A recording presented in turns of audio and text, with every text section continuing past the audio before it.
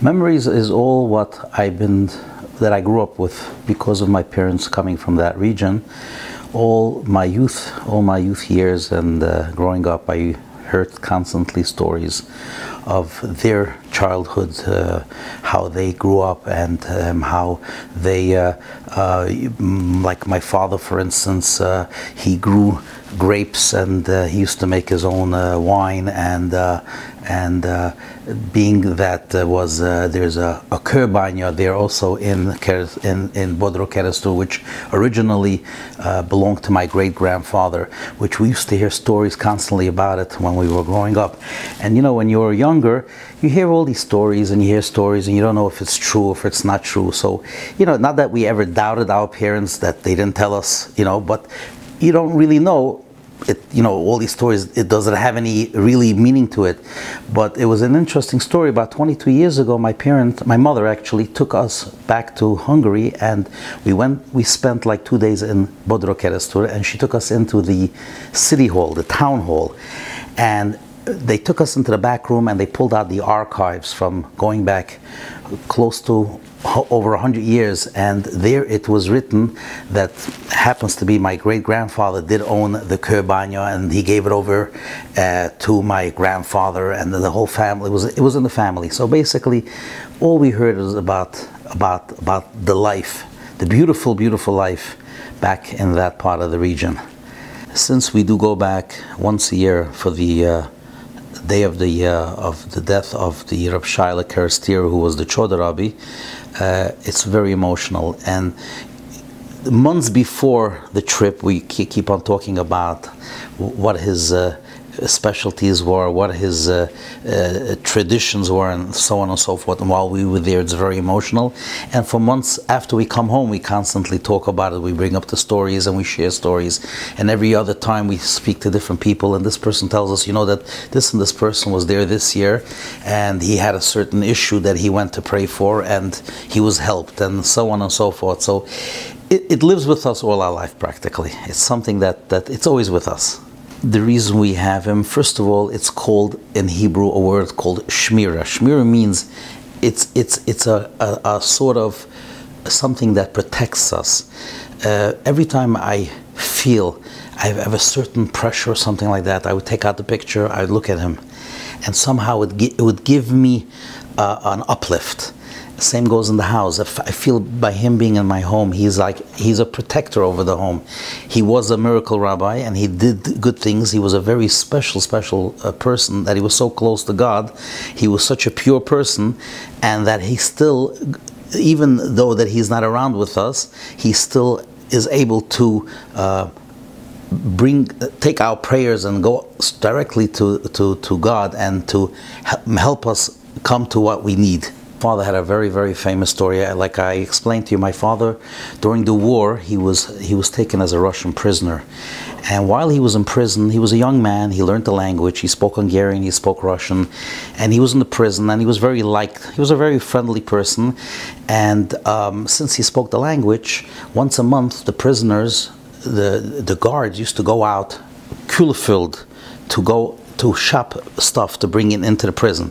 So they used to take my father along, because since he was, you know, and while they were out there, they used to do certain deals. My father, since he was that character, he used to buy some cigarettes and do some exchanges, which he made a couple of dollars, and the guards all had good out of it. They were all like, you know, with it.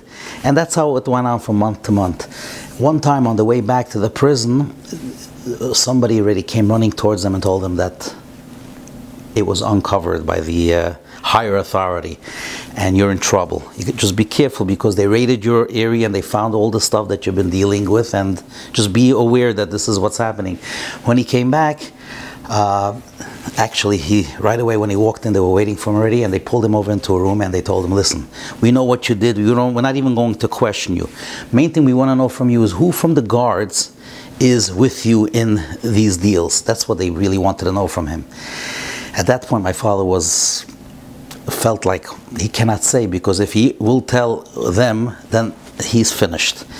So he just kept quiet, and for 3 days after a row, they took him out of his room and they kept on questioning him, they kept on torturing him, and he kept quiet. After the third day, they told him, if we're giving you till tomorrow morning to tell us exactly who's with you in this, in the dealings that you do. If you don't tell us, from here we're sending you to Siberia, and you're not coming home from there anymore. That night he went to sleep and he was crying. He knew that his life was over. He figured this is it. You know, there's nothing. And Reb Shaila Kerestir came to him in his dream, and he told him, listen to me. You're going to be leaving from here. You're going to be going home. You're going to go home. You're going to get married. You're going to build up a family. Don't worry about it. And you're going to end up living in the area with my grandchildren, with my great-grandchildren. And when you're there with them, always support them. Support them, and everything will be fine. And do not tell the story for 50 years to anybody. Keep it quiet. He says the next morning they woke up, the guards walked into his room, they literally just picked him up and they sent him to another side of that prison. 2 weeks later they freed him. And he came home. He came home. I mean, the happenings that was going on in the family, you know, they didn't know if he was alive or not. But that was it. And then, you know, he got married, he ended up getting married, and then whatever, we stayed in Hungary until 1963 till we came out to the States. And we ended up moving into the neighborhood where the Reb Shaila's family happens to be around the corner from here, is the synagogue from the care store. And all his life he was constantly very close to the family, supporting the family. Any chance that he had, he was always supporting. The synagogue has, once a year, the Saturday night before, when there's a rabbi's thing, the synagogue makes it's called in Hebrew a Malav de Malka. It's like Saturday night they get together and they say some speeches about the rabbi's life and stuff like that. It's like a gathering for, and you know, it's a support. People come in from anybody that has any connections, and every year they do a guest of honor. And he's the guest on it. And for years they used to approach my father that maybe he should be the guest. You know, he's from Kerestir and whatever. And, you know, the background. My father never took it upon. He never said, nah, it's not him. It's not him. He doesn't want it. When it was the 50th year, they approached my father again, and he accepted it. Us children, we were very surprised. And don't forget, nobody knew about the story, his dream. Not his wife, not his family. Nobody knew. He never spoke to anybody. And it was the 50th year he accepted the thing. That night, that Saturday night, he told the story. He says it's now 50 years from when that happened. And that's the miracle that he had, that his personal miracle that he had with the rabbi. I do remember that when we were back 22 years ago, besides my brother and his wife and myself and my first cousin, who's older than I am, she's about 15 years older than myself, and she was born in Kerestir.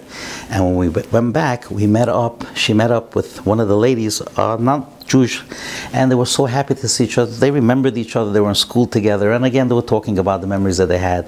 And then, you know, it was so interesting to see. Like, it's like they haven't seen each other, I would say, like in 40 years, and like it was like refreshed, like they were like just in school together. It was like a fresh reunion, like as if they know each other for forever, you know. So that's so. I again, hearing from everything like that, it was a beautiful life. Everybody lived together. It was very united.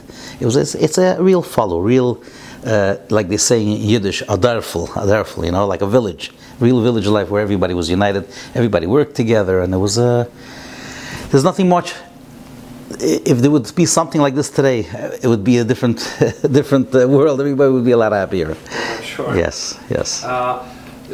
Did your father or do your mother missed Hungary? Well, if they missed Hungary, they missed the lifestyle Hungary. The only thing they don't miss in Hungary is the sad memories, that memory gap that happened, that void in life because of them losing so many family members. My mother, for instance, came from a family of 17 children. 6 of them survived. 6 sisters survived from 17 children. The parents got taken away. So it was a very difficult thing. So when they left, they were already happy. You know what, let's just put it, again, never forgot it, always went back, but they couldn't live there already. The fear of what happened to them, you know, made them feel like that they're happy that they left it. But like I say, since there are a lot of, for instances, there are a lot of people that did come out, never wanted to ever go back again. There are people that they don't want to hear about it, they don't want to remember it. Not by my parents, not from this part of the region.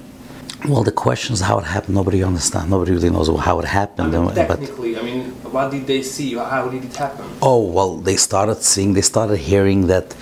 First, they heard that in Europe, and it happened in Poland. It started in Poland quite a few years before that, in Germany and Poland.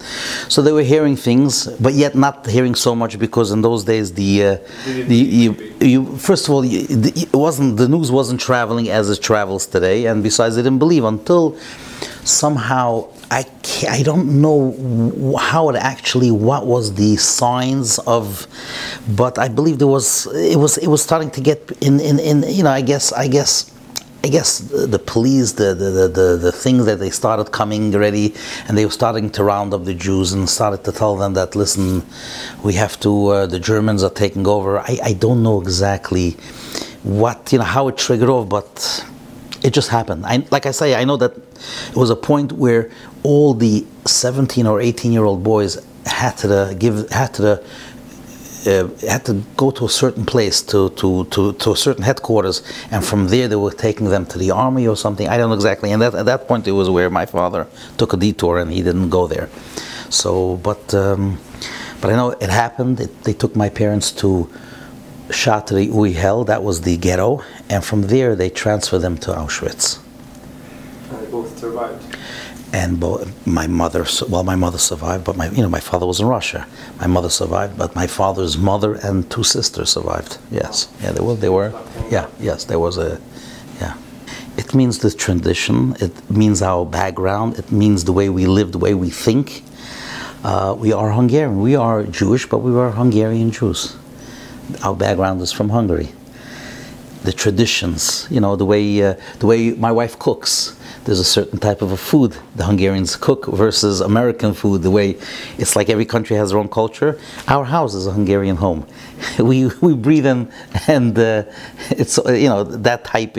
Again, it's Jewish but with a Hungarian background. Do you speak sometimes maybe Hungarian? I mean, you said that your Hungarian is not that good. With my wife doesn't speak Hungarian. You see, my mother-in-law was Hungarian. My father-in-law was Romanian.